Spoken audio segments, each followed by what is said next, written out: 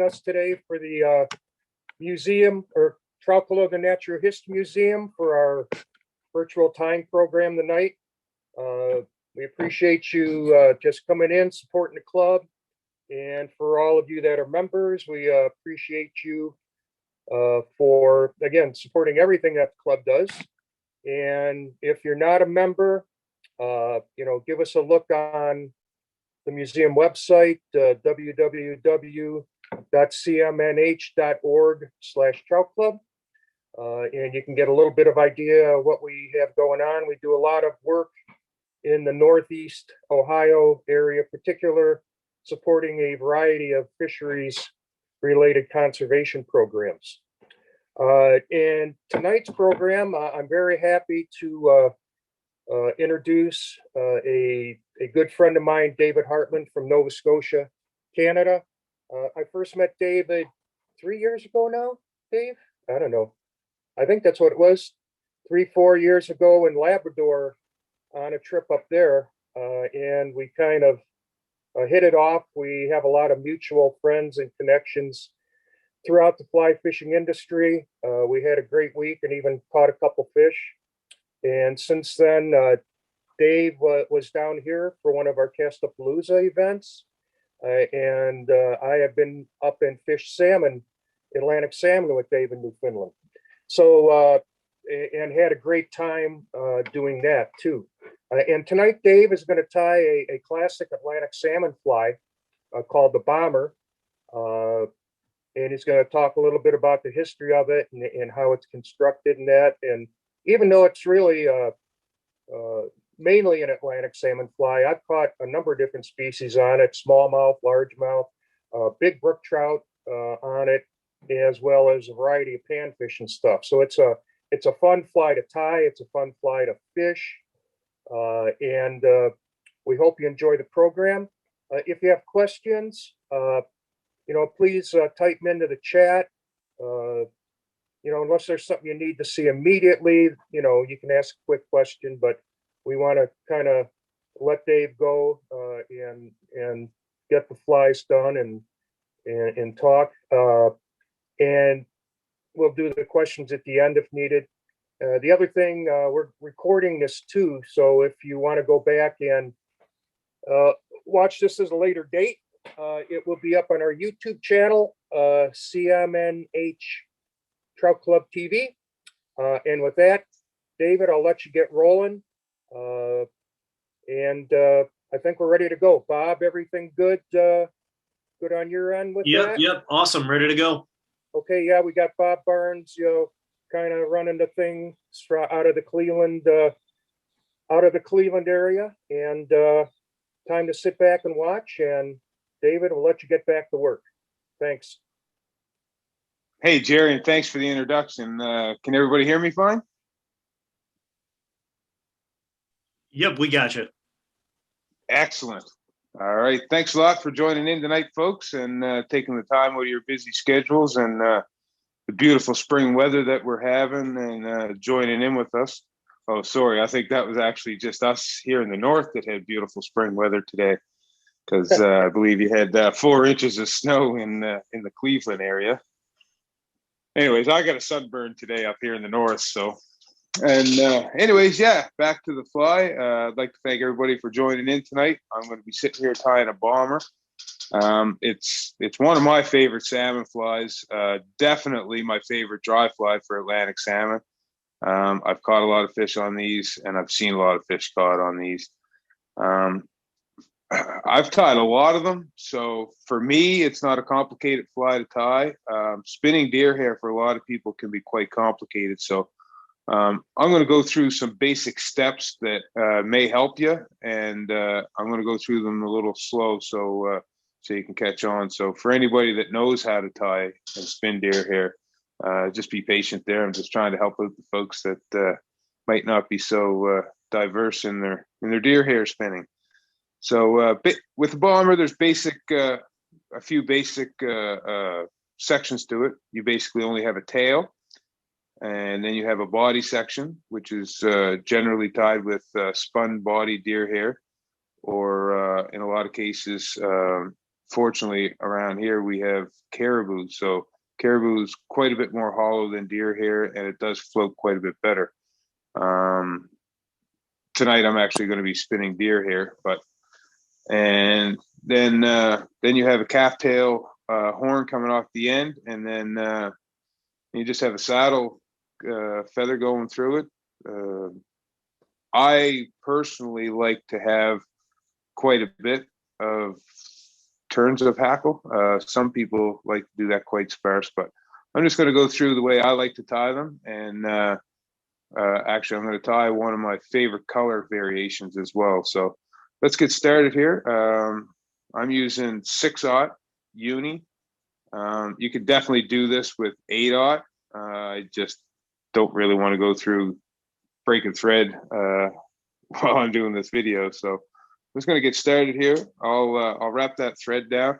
So I'm tying on, this is actually one of my favorite bomber hooks. It's called a CS42 bomber hook. It's you can't get this exact one anymore. This has a return eye. It's a steelhead dry fly. I know it's kind of hard to see. We were trying to get this not to be blurry, but yeah. So it's a partridge CS42 bomber hook. And for the tail, we're going to use calf tail. So generally what I'll do is I'll just grab a little bunch. It's hard to explain the size of it, but as you can see there, it's not a whole lot. But I'll use a hair stacker. And I've already gone through the liberty of cutting a piece off and putting it in here and doing all the tapping. So you only have to listen to this once when I do the horn. So as you can see there, I got the calf tail. Pull any strays out. So as you can see, I've already put a nice base of the wax thread on here. And you want that on there because calf tail can be quite slippery. And as a rule, you want to go a hook gap and a half. That's the traditional dry fly rule of thumb. Over the years, I've just learned to eyeball that. So what I'll do is I'll put that on there. I like the look of that. I'll pinch my fingers against the hook and the hair. And then I come up and I pinch the thread, come down, and then pull up. What that does is that draws my thread. My thread's all the way around. And then when I come up, the thread pressure is drawn down. So it pulls that hair down there nice and even instead of it wanting to kick over to the far side of the hook away from you. Now I just put a nice little secure base on there.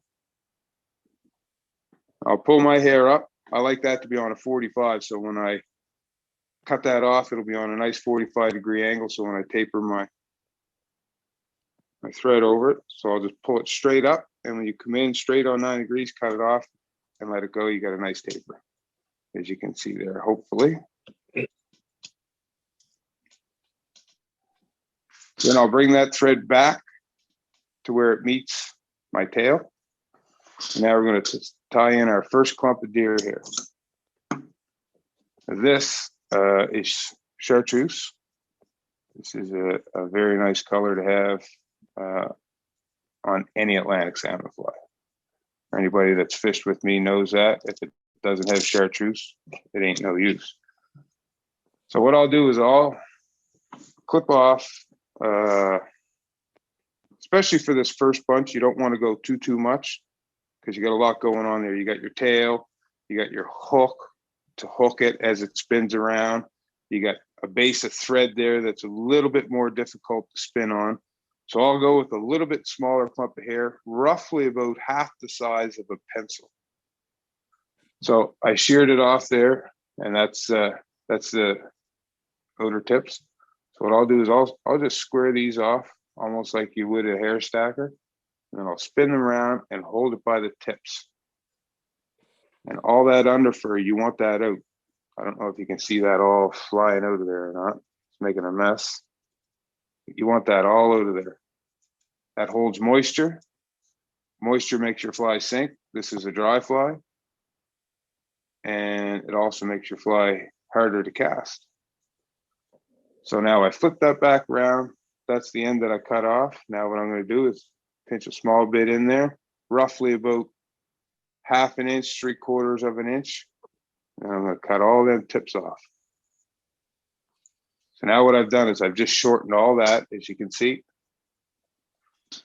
That's going to do two things. One, as it spins, it's going to stop it from catching a lot. It still catch some, but it'll stop it from catching on your hook. And what it's also going to do is it's going to be probably roughly about half of the distance of your tail. So when it comes time to trim this, after you're done spinning all your hair and it comes time to trim it, you can grab that tail, move it out of the way, and all your tips are easy to get at that you want to trim. I'll show you as we get to that. So now what I'm going to do is I'm going to take this deer hair roughly halfway in between what you have cut off. I'm just going to sit it right on the top, right where my thread is. And as you can see, the tail's sticking out past it. I'm going to hold that with my right hand or left hand. I'm right-handed. So now what I'm going to do, with not putting any pressure on that, all I do is have a nice little loop. That's it, just like that. And as I start to come up, I'm going to let that go with my left finger and start to spin it. And you'll watch that just roll around. The whole thing will just start to go around. And keep securing that down, slowly moving it forward, and it just keeps spinning and securing itself down. Now you pull it back to get it all out of the way. Hold it back, couple wraps in front, put a little bump there to hold it. Now that's all facing back. Now we're going to go with our next one. Hey, David, before you move on, I just want to take a minute and I feel like you just kind of blew my mind with your pre-trimming down the hair there for back in the past. That's the secret. Yeah. So I just want to take a minute and acknowledge that for anybody who may have missed it or who doesn't really understand. That's kind of like a mind-blowing trick there. But we also got a question from Jerry in the chat, and so he was just saying, on the subject of hooks, would any long shank dry fly hook be okay in the right size, or do you really recommend seeking out the bomber specific hooks? No, generally what I tie on commercially is like a Mustad 9672. So yeah, you don't have to have anything fancy. I just wanted to tie on these because these are the Prestige, and we're doing a nice presentation for a Prestige stroke club. So I pulled them out of my personal stash, and let's see, just so if anybody wants to know, counting this, I have 7 of these left. So if anybody has any of the old school Partridge CS42s, I'm in the market for them. All right, we'll make sure the club knows. But could you please put a post out about that or something? Right. Okay. And was there any other questions? That was Jerry's? That's it so far. Yeah. Please. Okay. So yeah. So depending on the body size, so this here is a number, I do believe, number 4. So this is a pretty decent sized bomber. I typically wouldn't even fish with many this big in most of the rivers where I'm fishing. Most of what we're fishing now is like 6s and 8s, but it would depend on, for this particular pattern, how much of that chartreuse butt section I'm going to put on. So if this was a number, say like a number 8, I would probably only just do that one spin, and now I would switch to my main colored hair. But for this size fly, I'm just going to put 2 clumps in. So, okay, I'll just go over this for anybody that may have just joined in. This is roughly about half the size of a pencil, maybe just a 3/4. This one's a little bit bigger. When you first trim off your deer hair, you'll notice that there's a whole bunch of underfur. So what you want to do is just hold the tips, and you want to get all that underfur out. You just flick back and forth, back and forth. You'll see all that come out of there. And then I'll spin that around, flatten out those ends, because this doesn't really matter. All this deer hair is going to get trimmed. Every tip that's sticking out here is going to get trimmed. But I'll trim these tips off here just to make that fly a little less bushy, a little less invasive kind of when you go to trim it. So then I'll lay that clump of deer hair with both ends trimmed midway through the section that I have trimmed. I'll take my thread and I'll wrap over the top, nice and light. I'm not going hard. And as I pull up slowly, you don't have to pull real extremely hard here. You just want to roll that around and it'll start to roll. And each one of these wraps, as you continue to roll forward, it will continue to spin that around and lock all that in place. You want to make sure that that's secure in there pretty good. You don't have to reach down on this. You don't want to cut your deer hair. You just want to make sure it's around there. Sometimes if you have to wiggle it through like this, chances are you didn't get enough of that dubbing out at the bottom. It should just flare right up and your thread should just go as you wind through. And each time you wind that down, you're securing that and stopping that body from spinning. So now I've got my second clump tied on there. Now what I'm going to do is I'm going to take my left fingers. I'm going to go right back to the butt section where the tail is. And I'm going to take my right fingers and I'm going to come in here to the front, push back I'm going to pack in what I just spun in, and I'm going to give my fingers just like a quarter twist the same direction as I was going around with all that, just to lock that all in there, just like that. Not too hard. You just want to press it in there just a little bit, just to seat it. You don't want these real hard. You don't want them hard like a rock or anything like that. You're just seating it back in there. So when you trim it, you don't see any of your black thread. Now I'm just going to, this is a select strip deer hair. Same idea. You can use caribou. You can use antelope will actually work pretty well also. But I prefer caribou. So again, same idea with this hair.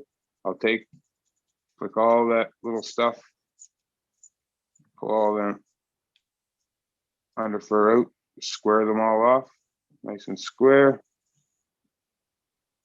Give them a little trim. At this stage, you don't have to do this because that hook is no longer a factor and your tail is no longer a factor. I just do it because habit. I've been doing it for years. It's just the way I've been doing it. So again, I'll just spin that around, pack that. I'll just go in kind of at my regular speed here to show you till I get up another couple of clumps to a different step.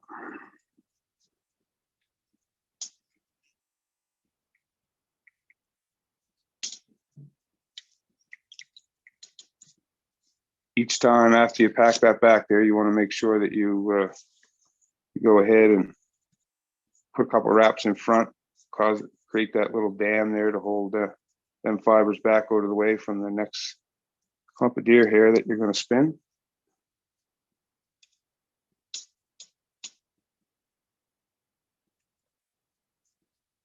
Now we worked our way up.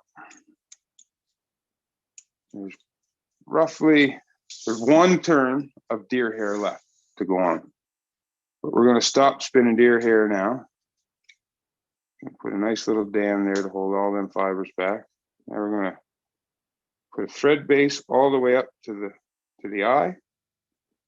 Now we're going to come halfway back. So that's roughly, I'm going to guess and say, remember I'm Canadian, so I'm going to say roughly quarter of an inch, less than a quarter of an inch, just a little under a quarter of an inch. But that much. It's about the size of the fish that Jerry Darkus usually catches, roughly about that big. So now what we're going to do is grab our next clump of calf tail. Same idea. We're going to grab our tips. We're going to grab all this loose stuff out. We don't want any of that in there. That's all a mess. Just takes up bulky room on the hook. We still have lots of fiber there. It's all nice fluffy tips. We're going to get rid of a little bit more of that. I generally don't use a hair stacker.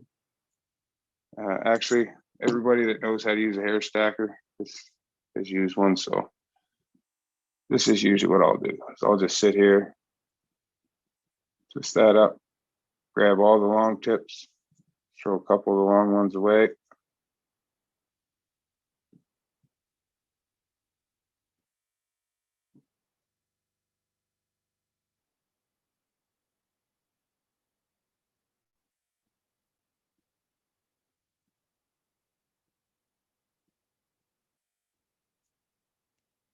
Now, it's kind of hard to look and see your hook gap and a half, but you can kind of hold it on there to your tail, but you want the same idea, a hook gap and a half sticking out of your horn.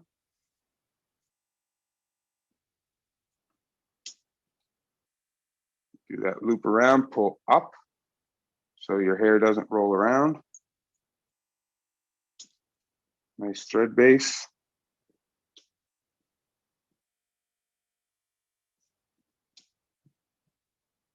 By pulling that tag end straight up, coming in on 90 degrees, snipping that off, you got a nice little taper. Now you're wrapping that thread back down over the bomber or over your tail that you just tied in, or your horn. So now basically we have another thread base, same as we did back here, over the top of our tail.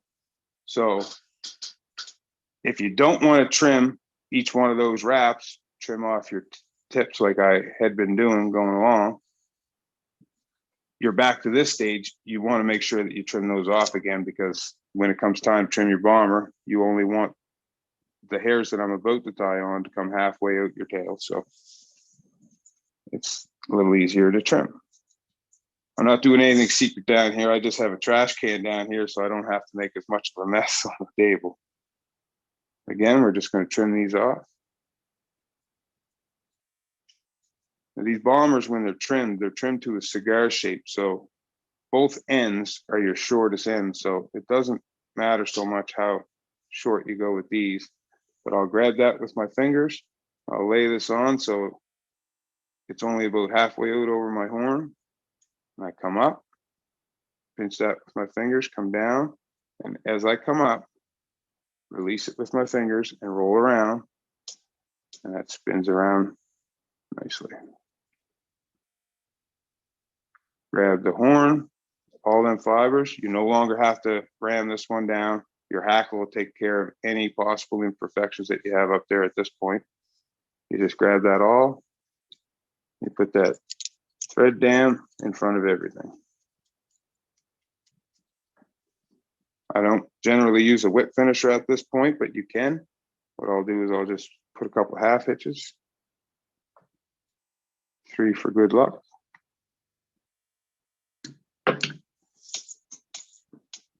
There's your spun bomber.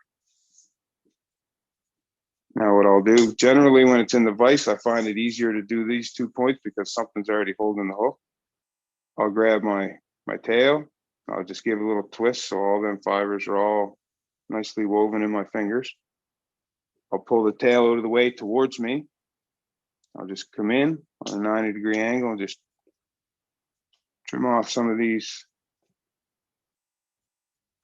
deer hair fibers that are sticking out over the tail. So now my tail's free and clear. I can't trim that off. I know it's probably a little hard for you to see, but I got that deer hair trimmed right around the tail. And then I'll come up here to the front. I'll do the same. The horn, I'll just grab that and I'll pull this one down and I come up on a 45-degree angle. Just like that. And I'll take that when I'm tying and I'll do that 100 times. And then I'll go through and I'll trim each one of those. And then I'll go through and I'll hackle each one of those. And then I'll go through and I'll glue them. So it's a step-by-step process when I'm production tying with these. But so now we get to the fun part, trimming. So as I was saying earlier, it's a cigar shape generally is a traditional body shape on these. Some people like them fat, some people like them skinny. I like both. I'm like the Lord, I love them all. So what we're going to do is we're going to do the traditional cigar trimming job on this one. That's a little blurry there, but hopefully you can kind of follow me along. So I'll start with my scissors. I'll come in behind that horn where I've already trimmed some off. I'll just come up on a 45 and I'll just kind of arch my scissors. Some people like curved scissors. I originally always used curved scissors, and now I can't get the curved ones. These are the old school unis. I'm a bit of an old school guy, so I'm looking for some partridge CS42 bomber hooks, and I'm looking for uni scissors. But back to the fly. Remember, you can always take more off. You can't put it on. So you're trimming that all the way around, doing that little arch, tight in by the tail, tight in by the head, fatter in the body.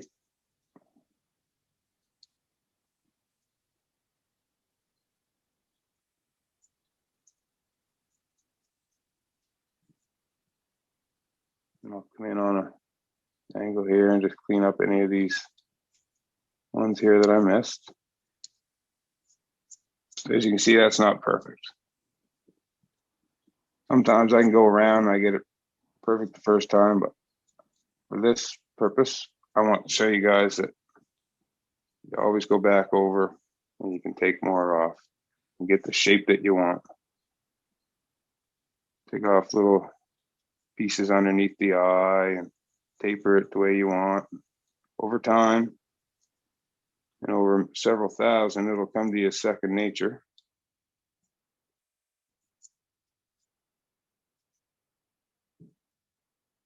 And I'll just come in, hold my fingers on a 45, twist that bomber all the way around.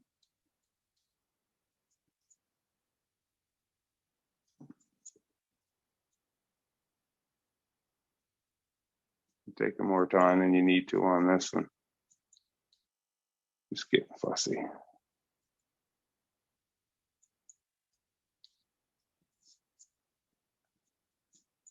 Here you have your trimmed bomber.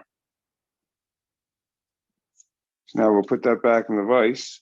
Some people, when they tie their bombers, they'll tie their hackle in before they even start spinning their deer hair. So that's their step that they'll do between their tail and their first clump of deer hair. I don't see any sense in that. The whole time you're tying it in, the whole time that you're trimming the fly, you run the risk of clipping that hackle off. So then you have to do what I'm about to do anyways. But the better reason why to do it this way is to secure that hackle in so it's not going to come off. As a commercial fly tyer, the last thing I want is somebody having a fly come apart and being on the river and telling people that they bought it from me, and people don't want to buy my flies. That's the worst case scenario. The best case scenario is that it doesn't happen at all. So that's what I do. I'll take and I'll have a nice big long lead of thread coming off of here. And I don't start right at the back. I don't start on top of the tail. I come into that deer here about a 1/16 of an inch or a little better. And I'll just come down from the top and I'll wiggle my thread. I tie it in. Do not tie on top of your tail, because what will happen if you do that, your tail will push down. You'll see the thread this way here. The thread's locked in there really well, and the deer hair is going to hide it. So you want a rooster saddle cape. These are really hard to find in Canada as well. So if anybody has those, I'm looking for those. So you pull out one feather, one nice big long feather. You want to take all this stuff at the bottom, all this furry stuff. You don't need any of that. I usually leave a little piece on at the end just for something to hold on to. But I'll strip that off, and this is all just your really nice dry fly hackle, right down to here. But you want to tie this in from the tip, because you want your bombers tapered the way your bombers tapered. You want your smaller barbules at the back getting bigger towards the front, and then the front ones sort of palmered back.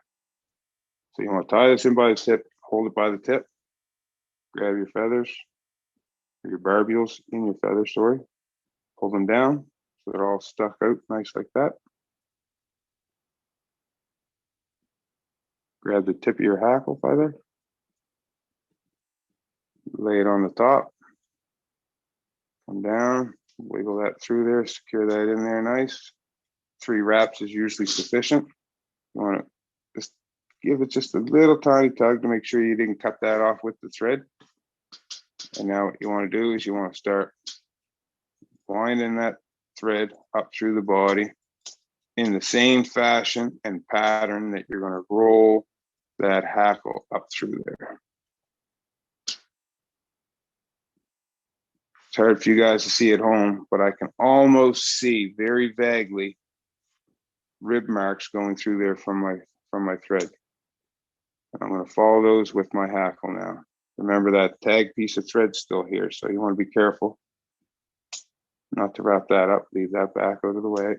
So you come around with your hackle, and you just start wrapping that up. Nice even wraps all the way up.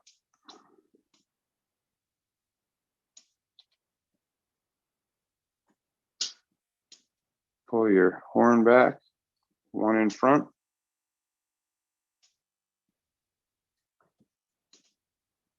Tie that hackle in.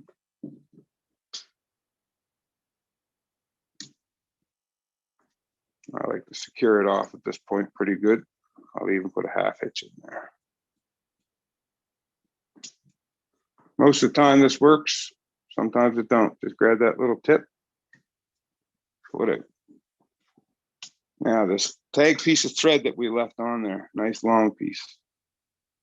What you got to remember is you wrapped your thread this way to tie it in on and to tie it up through and to tie on your hackle.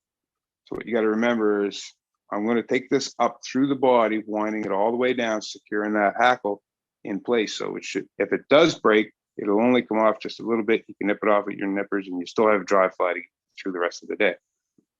But what you got to remember is you got to go backwards as you're winding this back. So I'll take and I'll put a couple wraps over that first one.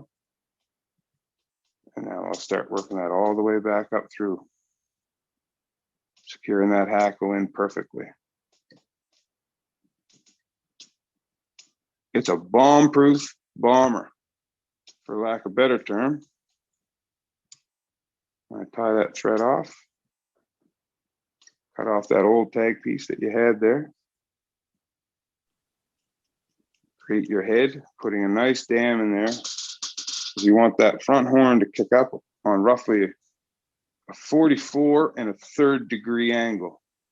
Write that down, 44 1/3 degree angle. It's going to be a test at the end of this. So incredibly precise there, David. Well, you got to be, right? Salmon are a very sophisticated animal. Indeed, indeed. Hey, real quick, regarding size of that that hackle that you put on, what's your benchmark for like the length of the barbs on that? Hook gap and a half, anywhere from a hook gap to a hook gap and a half. This one is actually a little bit shy of what it should be. That's perfect. I'll put it in my box. I'm sure it'll work fine for my fishing capabilities anyways. But yeah, you want it a little bit more than your hook gap as a rule of thumb. And then Jerry also asks if maybe take a minute and talk about the different ways you might fish this fly. Oh, for sure. Well, there's the traditional steelhead way, where you can skate it. Salmon will take it on a skate. Generally,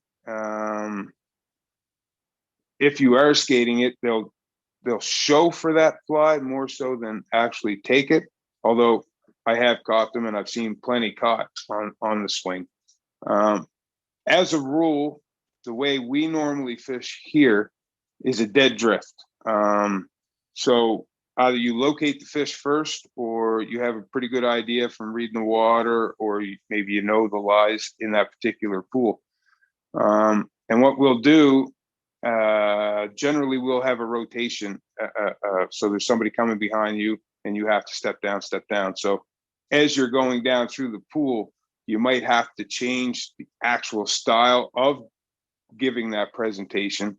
But if you have the whole pool to yourself, generally the way I'll fish is I'll go down through with a wet fly, and I like fishing upriver with a dry fly. So I'll fish upriver on like roughly a 45 degree. So it's like up and across, kind of the exact opposite of what we do when we're swinging flies. But that's my favorite way to do it.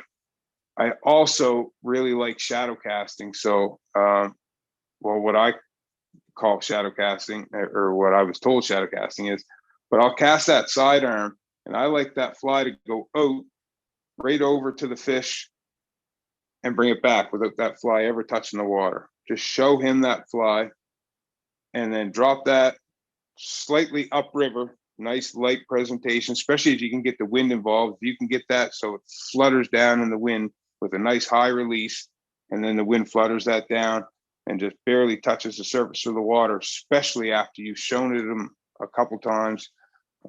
That's my favorite way to fish the bomber, or almost any dry fly, but particularly the bomber.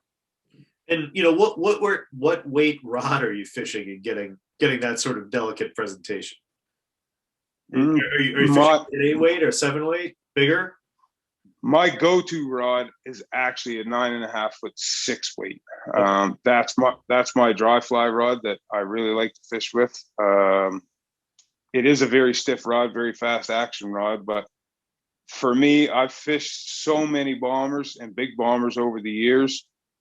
In the wind, they are a complete pain in the butt. But I've adapted to really punch those things through the wind and through the pool pretty well over the years, because that's basically what we fish predominantly up here. So kind of just got used to throwing them big flies. They're not light, or they are light. They don't weigh a lot, but the problem with them is they catch a lot of wind, and that's where you end up with a lot of wind knots in your leader and stuff. Something that I've done for a couple of reasons. I've switched from using calf tail to using synthetic. It's no big secret that synthetic's out there. Probably not a lot of people using it in their bombers, but for two things that I find, this here is relatively stiff. Calf tail is relatively stiff, and when it goes through the air, I find that it catches and tumbles the fly and spins your leader, especially if you have the split horn on the front, which I don't bother with. I don't think that makes a lick of beans difference to the fish. It's just a pain in the ass to tie and more material. So I don't bother doing that. But with the synthetic, it's softer and more supple. And going through the air, it's more resilient to the air moving it than it moving the air and causing the fly to spin. So I find my flies spin less using the synthetic, and obviously synthetic holds less moisture. So we're fishing a dry fly, so objectively you want that to repel as much water as possible. So that's a little bit of a secret too. Traditionally tied with calf tail, that's why I did it with you guys, but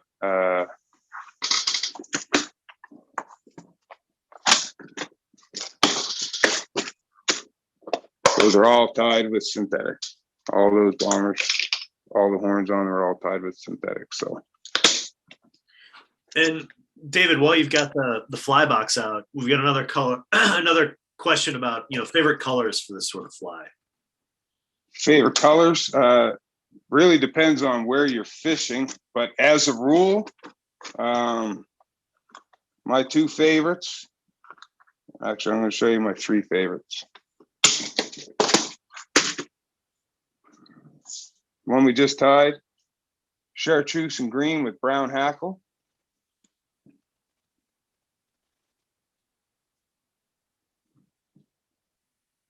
Chartreuse and natural caribou, which is roughly the same color as natural deer hair. It's like a grayish brown color with a brown hackle. And then this I call the two-tone, or it's called the two-tone. It's white caribou with gray caribou and an orange hackle. So it's the Those would be- exception to the if there's no chartreuse, it ain't no use rule. Yeah, dark day, this one does work pretty good.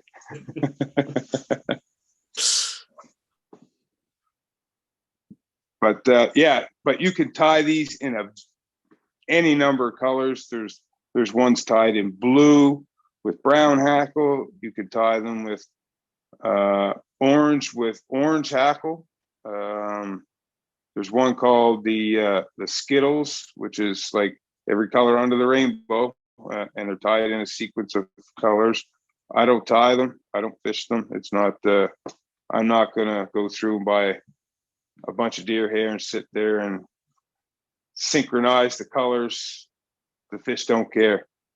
That fly there will catch just as many as that fly there, in the same conditions. So in my opinion, it's all in the presentation and the silhouette. In some cases, like the color variation between a brown and an orange in some rivers will make a difference. But for the most part, most of the rivers that I'm fishing, both of those work well. Awesome. We did have a follow-up question. What is the synthetic material you use for the tail and horn? It's craft fur, white craft fur. Yeah. Shorter the better. Makes it a whole lot easier to work with the shorter section of material that you need. So it's not like it's a big long striper fly or anything like that. So you don't need the big long fibers. So anything that you find that's short, I can show you what I'm using if you just give me just a second to go off camera here.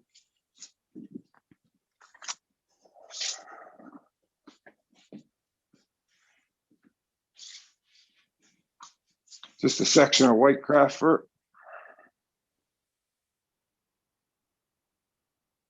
Not very long. So what I'll do is I'll just cut some off here just to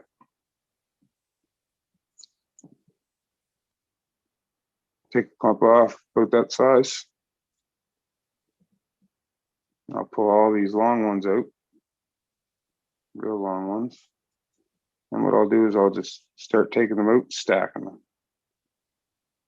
Because this stuff does not go through a hair stacker very well at all.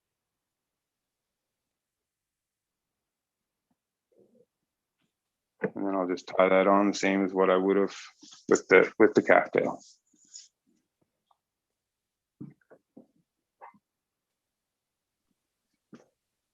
$8.99 Canadian, $5.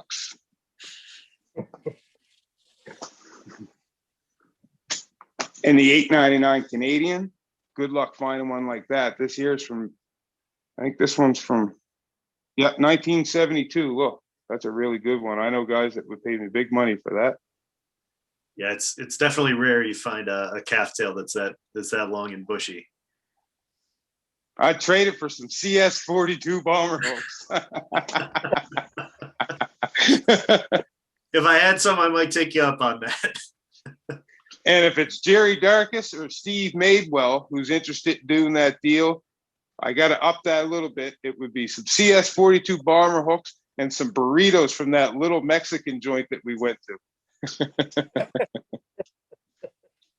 And I want the hot sauce, the green stuff. There you go.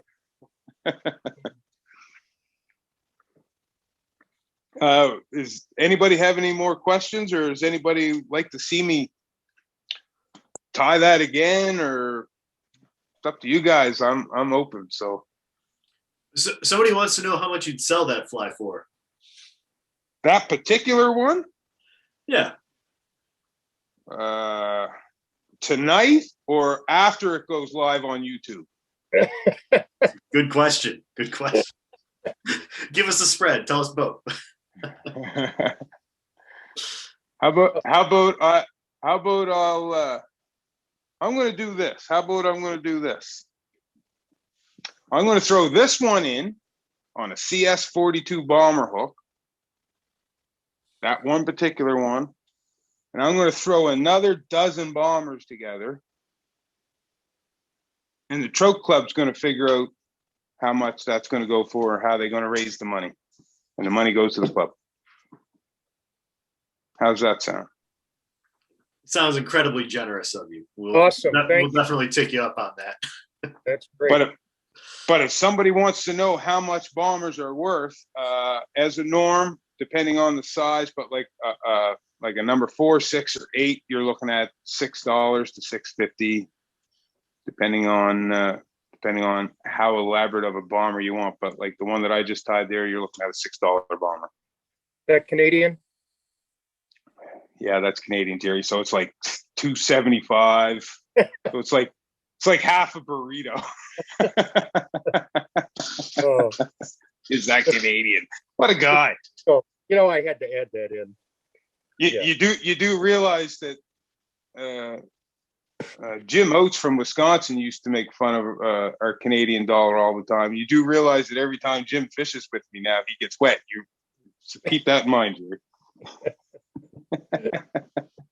Hey, I think one question. Paul wanted to know what's 44 1/3 degree angle in metric. Same. Okay, same. All right. You're not going to try to trick me, are you, on this one? No, we're not going to try. 44 1/3 degree. Now, that all depends on which hemisphere you're in, because if the toilet bowl swings the other way, it's a completely different angle. But you don't have to worry about that, because where the toilet bowl swings the other way, there isn't any salmon. No, that's not true, because I do believe the toilet bowl swings the other way in like Patagonia, and they do have Atlantics there. So I don't know if they fish a bomber there or not. Did anybody on here ever fish Patagonia for Atlantic salmon? Yes. We did not try bombers. Did you know what a bomber was before you came up and fished with me, though, Jerry? I knew what one was, but I'd never fished one before. Yep. Okay, so you knew what they were before you came up. They just didn't have them in Patagonia. Yeah. Gotcha. Yep. What were you fishing down there mainly for the Atlantics? Wet flies or dry flies? Wet flies. Just generic stuff. And we actually caught a couple. Nice. Yeah. Nice. So well, you definitely caught them on bombers up here with me. Yes, I did. Yep. And hopefully we're going to get some more. Yep. Real soon. When are Americans allowed back in the country? If it was up to me, yesterday, but I honestly have no clue, man. I honestly can't go to the next province next to me, and they can't come here without a 14-day quarantine on each end. And as of today, we only have 43 cases in the whole province, and we only had 6 new cases yesterday. So, Wow. yeah. Yeah, it's tough. I wish I had a better answer for everybody on that one, especially myself. This no border travel is getting pretty tough for somebody who has the travel bug for sure. So hopefully soon. I was hearing whispers in the wind that they were talking for May 1st, May 15th, but now with the lockdowns, the curfews and everything in Ontario and Quebec, I don't even know anymore. It's crazy. Yep. So I'm hoping for sure by June 1st, because we got to get Jerry and the boys up here. They've been booked in for 2 years. They wanted to come up last year and were booked in. Of course, because of COVID, they weren't able to do that. So, and I haven't been able to go down there. I was planning on going to Castapalooza last year, and of course, I would have been there. I think that would have been this past weekend, wouldn't it? Yep. Would have been. So, yeah. So that's 2 years of that I've missed. So, yep. I'm looking forward to seeing you guys for sure. Yep. So, anybody else have any questions on the tying or anything like that, or fishing, rigging, or anything like that on these flies? When you're rigging it, I'll just touch on that for a second while somebody's typing a question or whatever. But just nothing special with tying these. When I fish a wet fly, I will fish what's called a turtle knot. I'm not sure if anybody's familiar with that. It just makes your fly track perfectly straight in the water. But when fishing a dry fly or any dry fly or these bombers for sure, just a regular fisherman's clinch knot. Nothing special about that. Just tie it on, cast her out, let her rip. Dave, do you ever hitch it? I don't, because I don't swing dry flies. I don't skate dry flies so much. So you could, I guess you could. I don't really know what benefit you get out of it, skating it this way or skating it that way, other than that horn would flutter, I guess, maybe. But yeah, maybe we'll try that. You're only allowed, Jerry Darkus, you're only allowed to fish a hitched bomber until you hook a fish. We'll see what happens. So, All right. any more questions, anybody? We all good? No questions? All right. Well, Dave, Oh, we got a question. we got a question. Someone's asking, is it intended to imitate anything in particular? Not that I'm aware of. I guess some people would say it kind of looks like a big inchworm or a big caterpillar or something like that, but not per se. Mainly because we're not trying to imitate anything for Atlantic salmon, because wild Atlantic salmon, when they come out of the fresh or salt water and into the fresh water, they start to they go through a big change and they stop feeding altogether.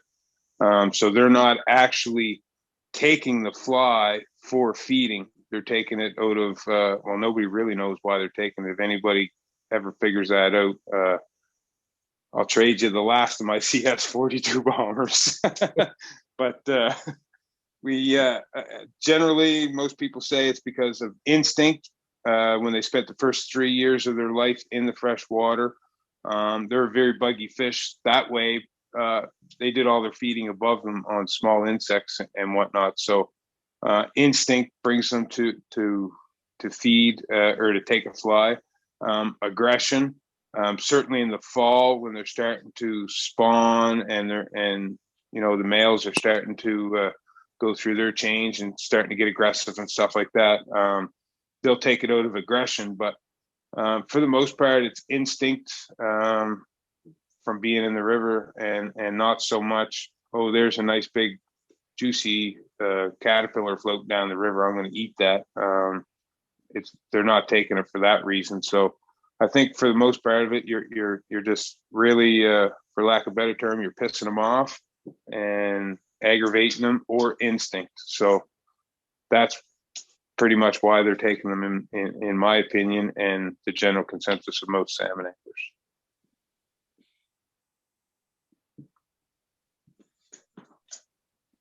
All right. Okay. Sounds like we're good, man. Yeah. Thanks.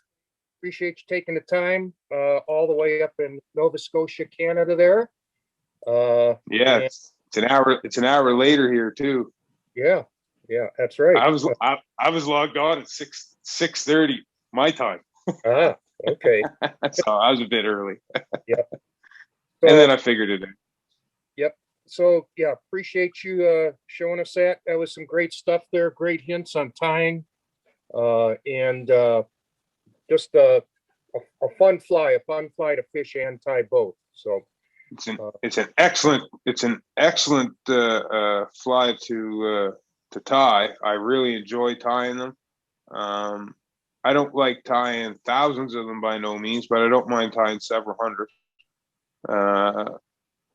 It's a really fun fly to fish, as you mentioned, but it's an insanely intense fly to catch fish on, or to have fish react to.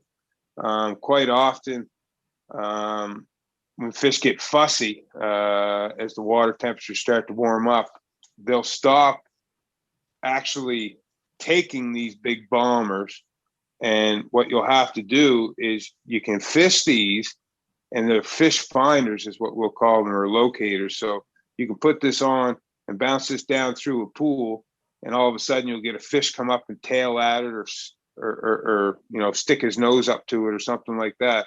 And you kind of know in the back of your head that I can throw that back down over him again, but he's probably not going to take it. I generally won't. I'll pull it in right away. I know that fish is there. He's shown me that he's got some intent on maybe taking a fly. I'll pull that big fly off, and I'll put on the exact same thing, but we call it a buck bug. It's smaller and no horn on the front. So it's basically just the body and a tail. Most generally, it's tied with the same colored tail and material that's in the body. So like a traditional one would be the natural deer hair tail, and then you would have the natural deer hair spun body, and then a brown or orange hackle through it. Or you could even do it like this, and that would be your tail, and you would of course square that up or run it in your hair stacker. That could be your tail, and then the rest of the body be natural deer hair. And if you switch that up and you put that small, like when I say small, I'm talking like a traditional trout dry fly hook, like a 94840 mustad, right down to size like 10s. So I'll raise them on this number 4 bomber, and then I'll put a number 10 94840 dry fly hook that people use for like a Royal Wolf or Royal Coachman or something for trout, and we'll fish those for Atlantics. They are small hooks. It's all barbless, all up through here. All the provinces up here are all single barbless hooks now. So, and we're down to like 5 and 6 pound test leader in the low summer season. So that leader is going to break before you're ever going to bend that hook. So it's a lot of fun to hook big fish on small hooks. The advantage is definitely in his court, and just adds to the challenge. You land less than you do when you hook them with, say, a number 6 or something like that. Number 10s are they don't hold on quite as good. But it's certainly an effective way to fish. Find the fish with these, and if persistence shows that they're not going to take that, then switch it up and put on a smaller bug, or possibly even a wet fly. All right, bait and switch. Bait and switch, yeah. All right. Okay. Dave, thanks again. Hey, everybody, thanks for joining us tonight. We'll have some stuff again continuing into May, and we've got our fly fair on May 15th. So information on that's on the newsletter. We're going to get it up on the Trout Club website and stuff. So we got quite a bit going on. Dave, good luck with everything. Hopefully we'll get up Thanks, to see Jerry. or hopefully you'll get a chance to come down here, or one way or the other, something good will happen again one of these days. So Yeah, for sure. We'll see each other again. all right, sounds good. Thanks, everybody. Thanks, Dave, for your help. Thanks, Bob, for your help, and we'll see you next time. Have a good evening. Thanks. Tight lines, folks. Bye-bye. Tight lines, guys.